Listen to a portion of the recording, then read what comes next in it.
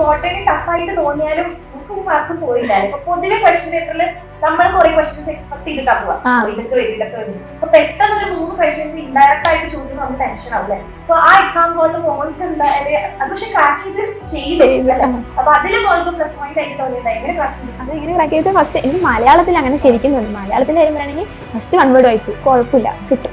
Second വായിച്ചു കിട്ടും. 3, 4, 5 വായിച്ചതും എനിക്ക് അറിയില്ല, കിളി പോയ പോലെ ഉണ്ടായിരുന്നു. 3 ഒന്നും കിട്ടുന്നില്ല. എന്താ ചെയ്യുക, ഏതാണെന്ന് പോലും നമുക്ക് അറിയുന്നില്ല. ശരി, ഡിഫിക്കൽട്ടി ആണ്, അവിടെ നിൽക്കട്ടെ ലാസ്റ്റ് നോക്കാൻ പറഞ്ഞിട്ട് അറിയുന്ന ക്വസ്റ്റ്യൻസ് മൊത്തം ആദ്യം ആൻസർ ചെയ്തു.